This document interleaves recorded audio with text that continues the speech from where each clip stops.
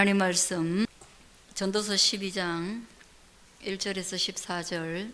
너는 청년의 때에 너의 창조주를 기억하라. 곧 공고한 날이 이르기 전에 아무 낙이 없다고 할 해들이 가깝기 전에 해와 빛과 달과 별들이 어둡기 전에 빛 위에 구름이 다시 일어나기 전에 그리하라.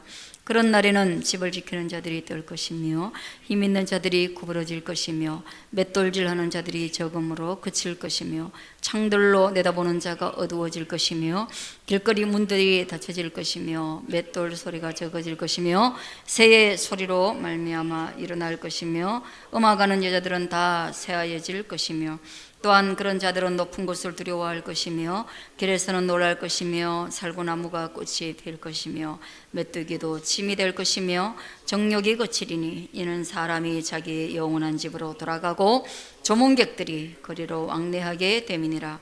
은줄이 풀리고 금그릇이 깨지고 항아리가 샘 곁에서 깨지고 바퀴가 우물 위에서 깨지고 흙은 여전히 땅으로 돌아가고 영은 그것을 주신 하나님께로 돌아가기 전에 기억하라. 전도자가 이르되 헛되고 헛되도다. 모든 것이 헛되도다. 전도자는 지혜자이어서 여전히 백성에게 지식을 가르쳤고 또 깊이 생각하고 연구하여 자문을 많이 지었으며 전도자는 힘써 아름다운 말들을 구하였나니 진리의 말씀들을 정직하게 기록하였느니라. 지혜자들의 말씀들은 찌르는 채찍들 같고 회중의 스승들의 말씀들은 잘 박힌 목 같으니 다 한 목자가 주신 바이니라. 내 아들아, 또 이것들로부터 경계를 받으라. 많은 책들을 짓는 것은 끝이 없고 많이 공부하는 것은 몸을 피곤하게 하느니라. 일의 결국을 다 들었으니 하나님을 경외하고 그의 명령들을 지킬지어다. 이것이 모든 사람의 본분이니라. 하나님은 모든 행위와 모든 은밀한 일을 선악간에 심판하시리라. 아멘. 할렐루야. 예, 이제 마지막에 도착했습니다. 돌아보면 뭐지? 그렇게 돼요. 우리 계속 전도서 했는데 뭐 했지? 그런 게 들어요. 원래 그렇습니다. 예.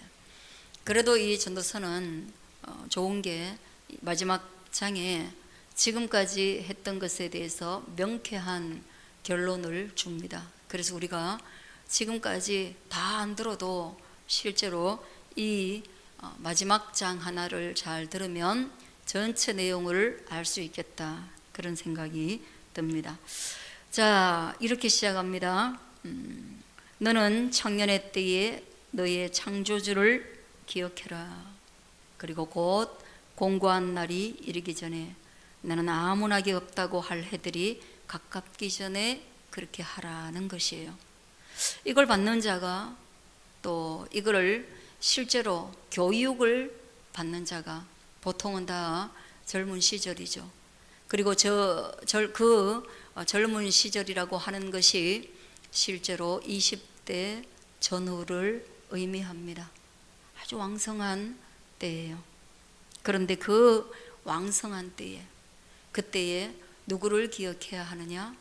자기 몸의 왕성함과 세상을 향한 그런 의욕보다 더 중요한 것은 너의 창조주를 기억해라. 어린 날에는 하나님이 우리를 만드시고 이 땅에 보내시고, 그리고 그것이 양육되는 과정을 보시는 것 그 자체만으로도 하나님은 우리에게서 즐거움을 가지십니다. 그것은 인생 가운데 있는 부모와도 동일해서, 사춘기 때까지도 부모는 끝없이 용납합니다. 귀여운 면이 있고 또 보는 것만도 즐겁고 한없이 행복을 가져다 줍니다. 그러나 소위 말해서 청년이라는 때가 이르고 나면 그때에도 똑같이 굴면 안 되는 거죠. 그때는 정말로 부모의 의중을 살펴야 되고 인생의 목적이 뭐고 어디로 가야 되는지 자각해야 되는데, 그 자각, 그 깨달음의 첫 번째가 바로 우리를 지으신 창조주 하나님을 알아야 된다는 거예요. 창조주를 아는 지식, 우리를 만드신 이를 아는 지식, 그걸 알 때에 우리의 인생의 방향, 인생의 목적, 그리고 인생의 의미라는 것이 확연하게 가치관으로 자리 잡을 수 있다는 것입니다. 그거 안 하면 너는 공고한 날이 이르게 된다. 젊음의 때라는 것이 금세 가버린다. 뜬구름 잡다가 가버린다. 인생의 어떤 방향으로 갈까 고민하다가 가버린다. 나는 무엇을 위해 사는 존재인가 그렇게 회의하다가 가버린다. 그리고 그렇게 가버리고 나면 우리에게서는 아무 낙이 없어지는 것이야. 늙음이 곧바로 우리 앞에 있는 것이야. 그렇게 말해요. 그리고 이 뒷부분부터는 젊음의 때와 대조되는 아무 희망 없는 늙음에 대한 그 총체적 부실이 뭔지를 적나라하게 기록하고 있습니다. 젊을 때는 창조주 하나님을 기억하고 그 방향을 향해서 가면 되는데 나중에 늙고 나면 그 하나님에 대해서 기억하기도 어려울 뿐더러 기억한다고 해도 여전히 그분을 향하여 살아갈 수 있는 기회가 존재하지 않는다. 그러므로 젊음의 때에 기회 있을 때에 하나님을 만날 수 있게 되어지길 바랍니다. 예. 자, 해와 빛과 달과 별들이 어두워지는 거죠. 그 청춘이 지고 있는 거예요. 그걸 빛으로 말하고 있어요. 해의 빛, 달의 빛, 별의 빛이 어두워지는 것은 노년으로 넘어가는 것이죠. 그리고 빛 위의 구름이 다시 일어나기 전에 그렇게 해라. 어두워지기 전에 그렇게 해라. 창조주를 기억하고 그분을 향하여 살아라. 그렇게 되고 나면, 그런 날이 네 앞에 오고 나면 집을 지키는 자들이 떨게 될 것이다. 집이라는 거, 이게 굉장히 비유를 많이 사용하고, 그리고 이 전도자가 가지고 있는 그런 문학성을 10분 발휘하여서 이런 표현을 하는 거예요. 그리고 우리가 늙음에 대해서 어떻게 표현해도 늙음은 아름답기가 좀 어렵거든요. 늙은 분을 어떻게 표현할까요? 그 노년을 어떻게 표현할까요? 그런데 이 곤고한 인생을 이렇게 표현하고 있어요. 집을 지키는 자들이 떨 것이며, 이 몸을 지키는 자들이 후들후들 떨린다는 것이요. 이 몸을 하나 지켜내는 게 후달린다는 거예요. 손과 발이 덜덜 떨리는 걸 의미하고 있는 거예요.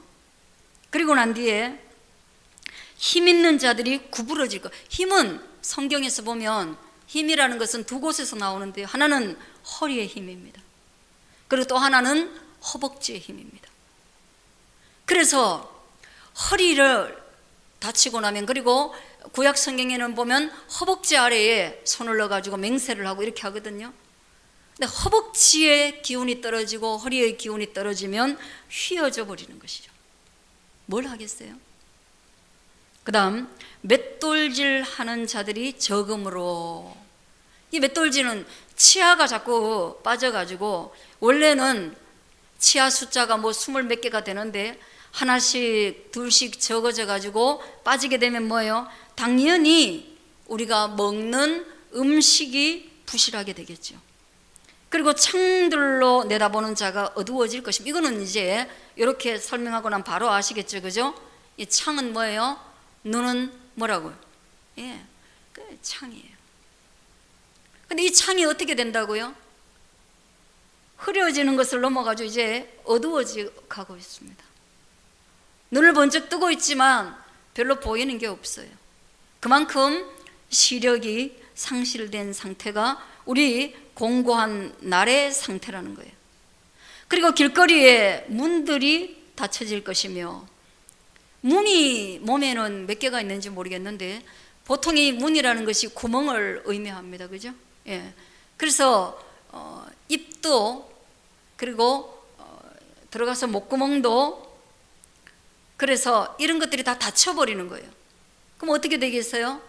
늙어지면, 아주 늙어지고 나면 기력이 없어가지고 말하는 것도 어려워집니다.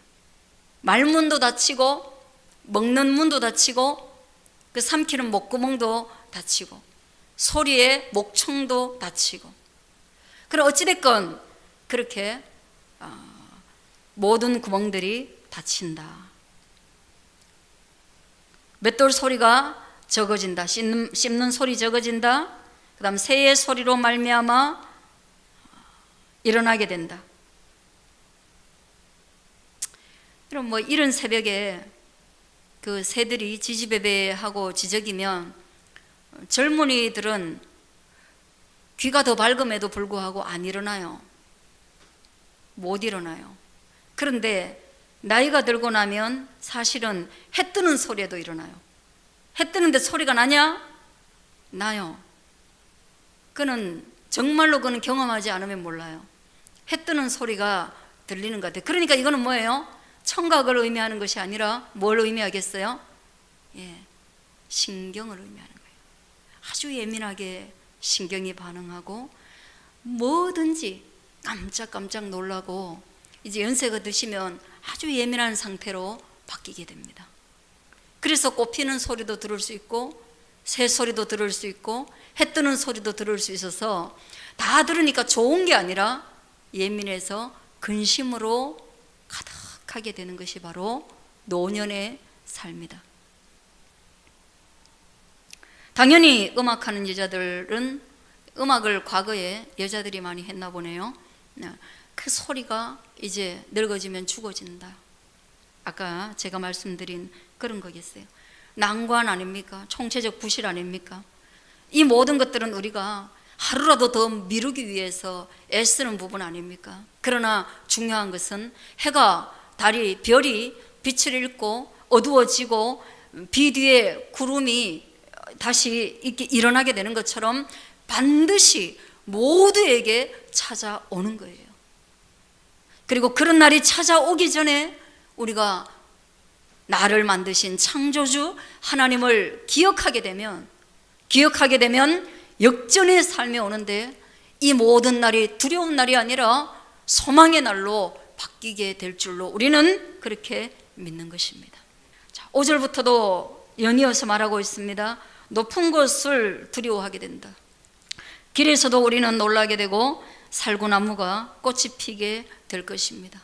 살구나무 꽃 정말 예쁘게 표현해 주고 있습니다만은 흰머리로 가득하게 백발이 성성하게 꽃이 피게 될 것이다, 이 말을 하고 있어요. 그리고 난 뒤에 메뚜기를 드는 것도 어렵게 힘이 다 소진되는 것이죠. 여러분, 이 힘이 소진되고 나면, 이 정력이 다 사라지고 나면 정말 식욕도 감퇴되고 막 정력도 감퇴되어 가지고 힘으로 할 수 있는 많은 일들이 그치게 되는 것이죠. 이런 날이 온다. 그렇게 되면 우리는 뭐와 가장 가까운가? 자기의 영원한 집으로 돌아가는 그 죽음과 가까워지고, 그리고 많은 조문객들이 우리 앞에 다가올 거다.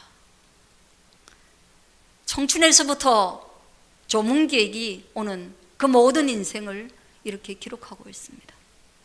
왜 그러면 청춘 이전은 기록하지 않았느냐? 그거는 여러분, 청춘 이전은 부모님께 순종하는 것으로 삶의 가치를 다 이루는 걸로 봅니다. 그래서 여러분, 부모님께 순종하는 자녀는 성경의 논리에 의하면 보이지 아니하시는 하나님께도 순종할 수 있다라고 보는 거예요. 그래서 성경에 그런 논리가 있기 때문에 제가 개인적으로 교회에 들어와 가지고 젊은이들이 신속하게 하나님을 아버지라 부를 수 있고 하나님 아버지 앞에 순종하는 훈련이 금방 되는 친구들이 있으면, 들여다보면 대부분이 다 그들은 부모님께 조금 순종하는 경향성이 높은 친구들입니다.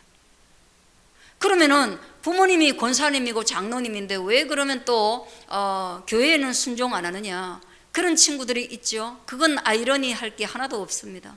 그거는 그 부모가 자녀들에게 신앙을 교육하지 않기 때문입니다. 그래서 그 자녀는 부모에게는 순종할 수 있는데 부모님께는 잘할 수 있는 자녀일지 모르지만 그 부모가 그 신앙을 안 가르쳤기 때문에 육체의 부모님에게는 잘하지만 영적 부모에게까지 연결되지 못했기 때문이죠. 그래서 부모에게 순종하는 거, 자녀의 자율성을 무한하게 그냥 키워주는 것은 좋은 교육이 못 된다는 게 성경의 원리입니다. 그래서 부모에게 순종을 가르치고 그 순종을 다하게 되는 청년의 때가 되면 이제 너는 자녀에게 해야 될 너의 몫을 다했으니 너의 주도력을 창조주 하나님께 넘겨줘라. 그 말이에요. 결혼식 할 때 신부의 손을 붙잡고 들어오는 아버지가 이제 신랑에게 넘겨주는 것처럼 이제 그때가 되면 너 잘했어. 이제는 창조주를 따라 자녀가 가도록 그렇게 둬. 그런 말이에요. 그래서 젊음에서부터 노년까지 이렇게 기록을 하고 있습니다. 자, 그렇게 우리가 죽음의 문턱에 가까이 가게 되면 6절 한번 보세요. 은줄은 풀리고 금그릇은 깨어지고. 창조주를 기억하지 못하는 인생의 허망함이라는 것은 늙고 병들고 시들어버리는 이것과 더불어서 육체의 쇠락과 더불어서 욕망하는 모든 가치들도 깨어져 버리는 상태를 맞이한다. 은이 얼마나 중요합니까? 지금도 은이 얼마나 중요합니까? 지금 우리에게 가장 소중한 것은 금이잖아요. 그런데 그런 가치들도 우리에게는 아무 소용없는 것들로 포기가 되더라는 거예요. 돈도 소용없더라는 거예요. 늙음 앞에서 죽음 직전에서 돈도 소용없더라는 거예요.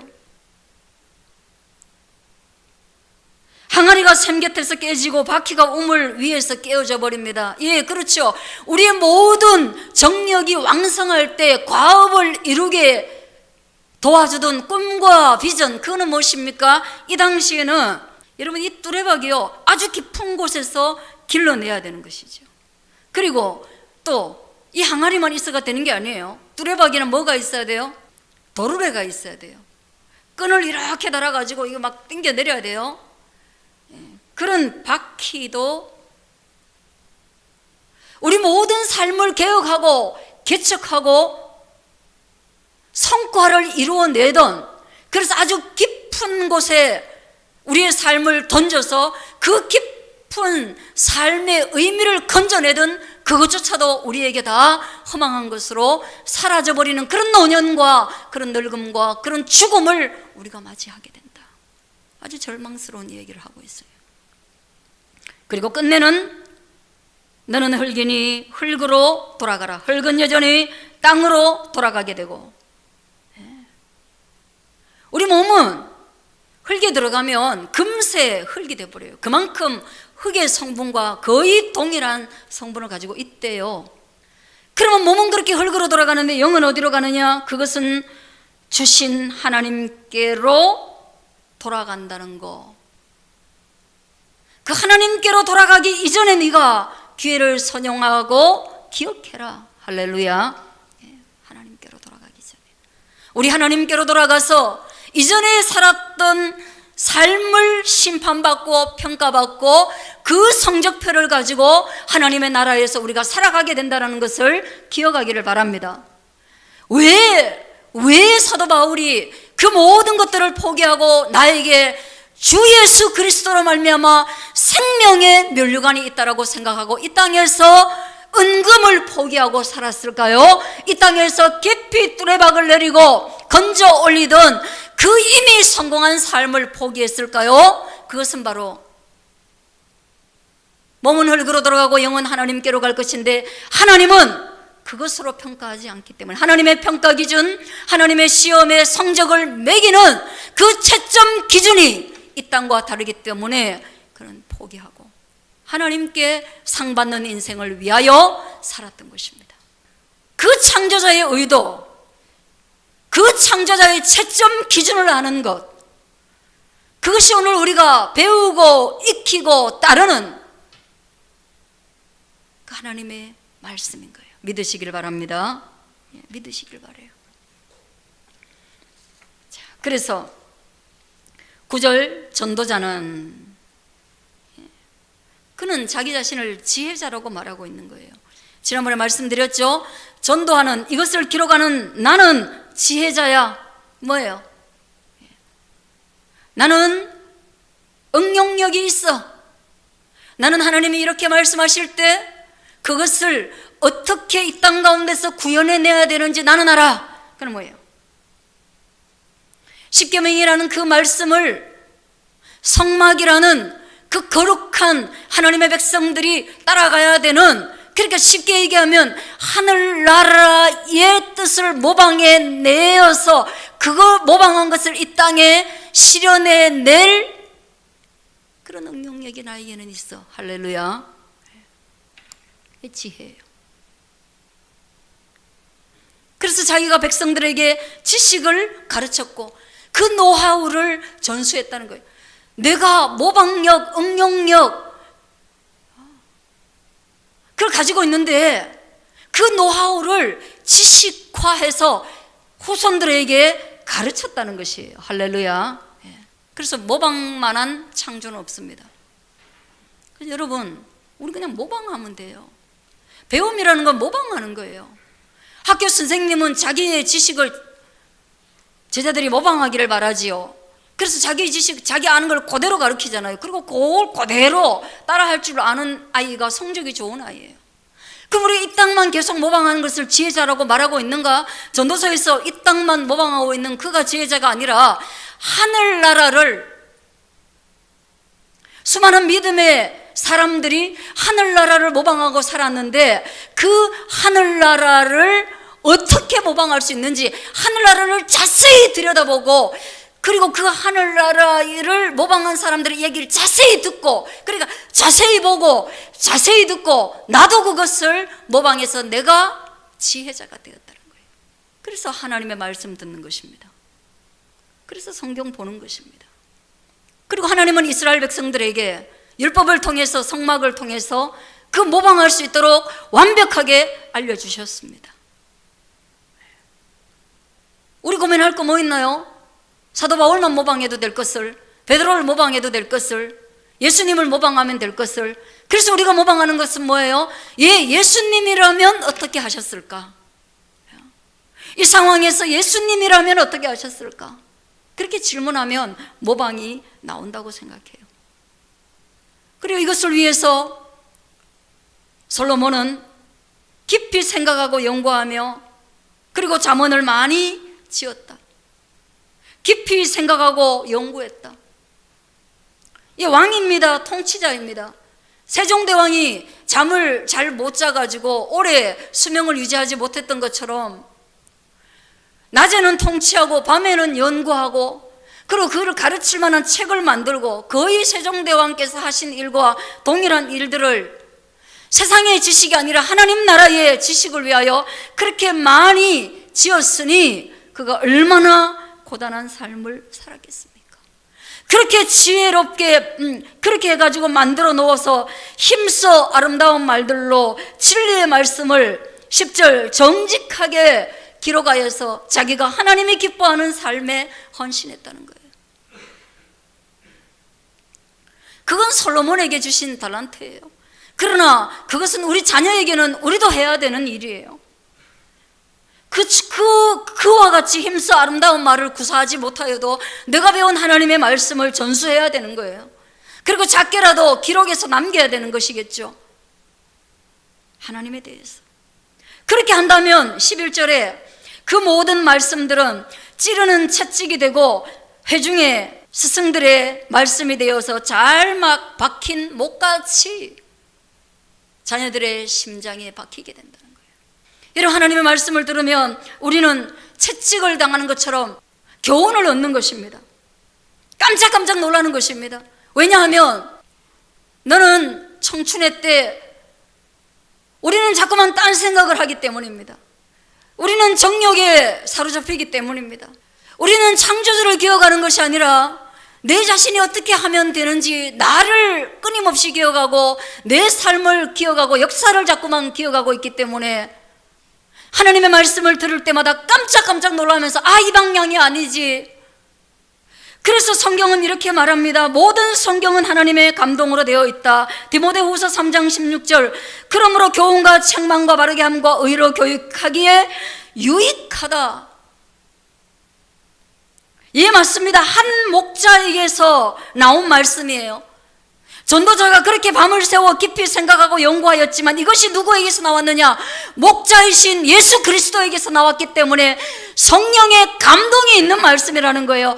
그렇기 때문에 이 말씀을 우리가 와서 들으면 우리 마음에 채찍을 당하고 우리 마음에 잘 박힌 목과 같이 되어서 우리의 삶을 지배하는 살아있는 말씀으로, 감동 있는 말씀으로, 내 삶의 방향을 이끌어주는 말씀으로 바뀌어진다는 것입니다. 믿으시기를 축원합니다. 아들들아, 딸들아, 전하는 이것들로부터 경계를 받아라. 많은 책들을 짓는 것도 끝이 없고 많이 공부하는 것은 몸을 피곤하게 하느니라. 얼마나 끝이 없고 얼마나 피곤하게 이 땅에 젊은이들이 혹사를 당하고 있고 아이들이 혹사를 당하고 있는지 몰라요.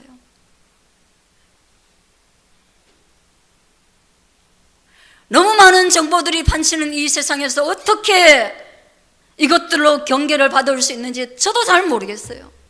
어제 제가 열심히 뭘 보고 있는데 컴퓨터에 앉아있는 시간이 좀 많으니까 수아가 그런 자세로 앉아있으면 안 돼. 거북목이 된단 말이야. 이렇게 앉아 하고 베개를 갖다 등 뒤에 받쳐주더라고요. 그때 제가 깜짝 놀랐어요. 저는 거북목이라는 단어 자체를 거기 대해서 처음 들었거든요. 거북목이라는 단어를 저는 40 넘어서 들었어요. 정형외과 가가지고. 근데 지금 7살이 그걸 안다는 것은 이거 하나만의 문제가 아니라는 거예요. 너무 많은 것들이 그들 속에 들어가 있고, 그러나 그것이 그들을 구원하지 못하고 그것이 그의 몸을 끝없이 피곤한 곳으로 이끌어 가고 있는데,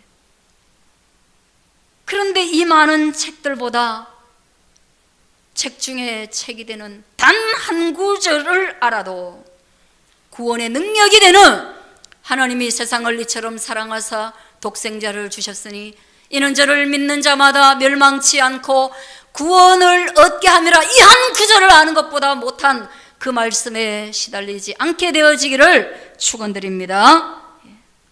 13절 같이 한번 읽고 일의 결국, 결론이 뭔지 한번 보겠습니다. 시작. 일의 결국을 다 들었으니 하나님을 경외하고 그의 명령들을 지킬지어다.